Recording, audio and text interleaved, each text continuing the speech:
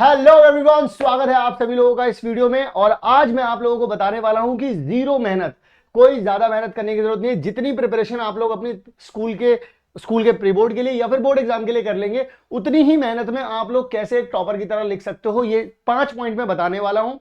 चौथा और पांचवा पॉइंट बहुत ज्यादा इंपॉर्टेंट है, तो जरा ध्यान से सुनिएगा। सबसे पहले पॉइंट के बारे में बात करेंगे, और जो मैंने लिखा है जीरो मेहनत लेकिन 100% रिजल्ट मिलेगा आप लोगों को इससे, ये बिल्कुल सही बात है। ये बहुत सारे स्टूडेंट्स इस पे अप्लाई करते हैं। बस सारे पॉइंट्स को थोड़ा सा डिटेल में समझना पड़ता है, अच्छे से समझना पड़ता है। तो जरा ध्यान से सुनिएगा, पढ़ करके मत भाग जाना बस। ये तो सुनना, इसको एक्सप्लेन करूंगा। सीक्वेंस ऑफ आंसर्स, अगर आप लोग सीबीएसई के पोर्टल पर भी जाकर के देखोगे तो वहां पर सीबीएसई लिखती है कि आपको जरूरी नहीं है कि पूरे के पूरे सीक्वेंस में लिखना है। आप लोग जैसे मान लीजिए आप लोगों ने क्वेश्चन 1 पहले लिखा है, फॉर एग्जाम्पल आप लोग मान लीजिए कि आप लोगों ने क्या किया, पहले क्वेश्चन 1 किया है, फिर आप क्वेश्चन 20 करने गए, फिर आप क्वेश्चन 3 करने गए। आप ऐसा कर सकते हो, कोई आपके नंबर नहीं काटेगा। लेकिन आप लोग एक बात सोचो कि जब आप लोग पहला क्वेश्चन कर रहे हो, टीचर ने देखा अच्छा पहला क्वेश्चन ये ठीक है, अच्छा अब यार 20वां कर लिया, अरे 20वां कहाँ है, फिर वो क्या करेगा, जो आंसर शीट होगी यानी कि जो मार्किंग स्कीम होगी, फिर उसमें से 20वां देखेगा। तो फ्लो के साथ वो भी नहीं चल पाएगा। इससे क्या होगा, वैसे तो नंबर कटने नहीं चाहिए, बट वो जो टीचर होगा जो आपकी कॉपी चेक कर रहा होगा, वो फ्रस्ट्रेट हो जाएगा, बहुत ज्यादा गुस्से में आ जाएगा, गुस्सा आ जाएगा।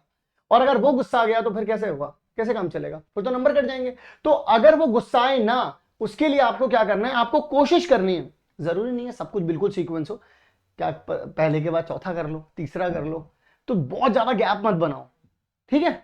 और कोशिश करो कि सेक्शन वाइज कर लो, कि पहले सेक्शन ए को खत्म कर लिया, फिर बी को खत्म कर लिया, फिर सी को, फिर डी को, और उनमें ऊपर नीचे कर लो, कोई दिक्कत नहीं है, चलेगा। आई बात समझ में। और अगर मान लो ऐसा लगता है कि कोई क्वेश्चन आप बाद में कर सकते हो, उसके लिए जगह छोड़ दो पहले, ये ज्यादा सही रहता है इसमें, ठीक है। अब दूसरा और जरूरी पॉइंट, गैप बिटवीन आंसर्स। आप लोग गैप कितना देते हो आंसर्स के बीच में। जैसे मान लीजिए, सबसे पहली चीज तो बहुत सारे लोग क्या सोचते हैं कि मैं खुल्लम खुल्ला लिखने के लिए क्या करते हैं, वो लोग बहुत ज्यादा मतलब कि एक एक लाइन छोड़ करके लिखने लग जाते हैं। क्या कर रहे हैं भाई, इससे कोई गुस्सा थोड़ा निकालने जानी है कि भाई मैंने जितना पैसा फीस दिया आप लोगों को, सीबीएसई वालों को, बस पूरी की पूरी फीस में वसूल कर लूंगा एग्जामिनेशन की। ऐसे थोड़ी ना करना है अपन को।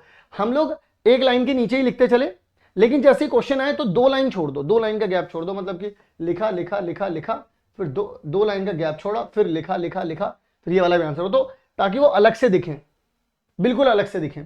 कुछ स्टूडेंट्स को तो मैं ये भी देखता हूं कि वो लोग आंसर्स को अलग अलग बॉक्स में बंद कर देते हैं पेंसिल से, बट इतना करने की कोई जरूरत नहीं है। अगर आप चाहो, आपके पास वक्त हो तो कर सकते हो, अदरवाइज कोई दिक्कत नहीं, ऐसी कोई बात नहीं।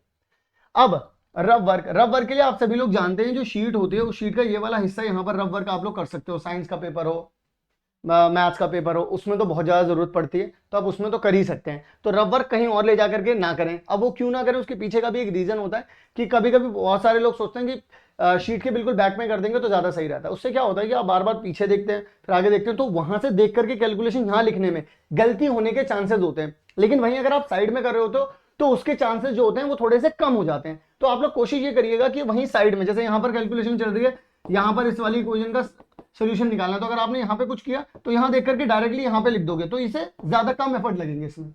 तो कोशिश ये वाली करना, ठीक है ना।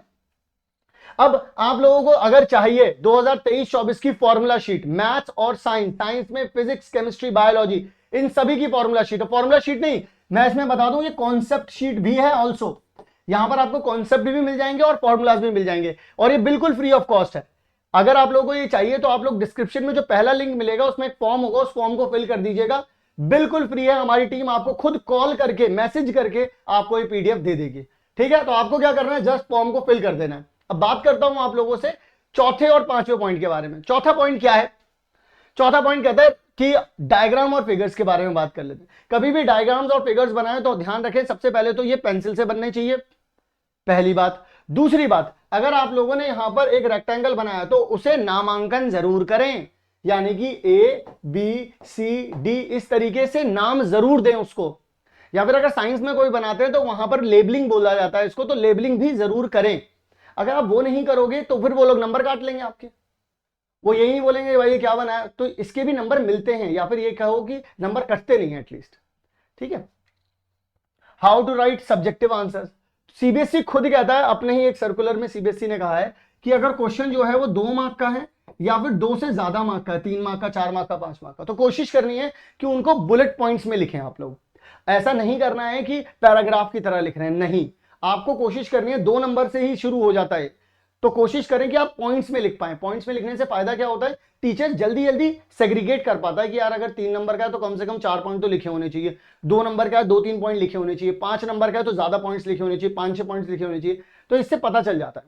अब एक सवाल बड़ा कॉमन होता है कि अगर मैंने मान लीजिए जो वर्ड लिमिट है 30-50 की या 50-80 की या 100-120 की, उससे ज्यादा लिख दिया तो क्या मेरे नंबर कट जाएंगे? नहीं, नंबर कटेंगे नहीं, लेकिन ध्यान रखो नंबर एक्स्ट्रा मिलेंगे भी नहीं।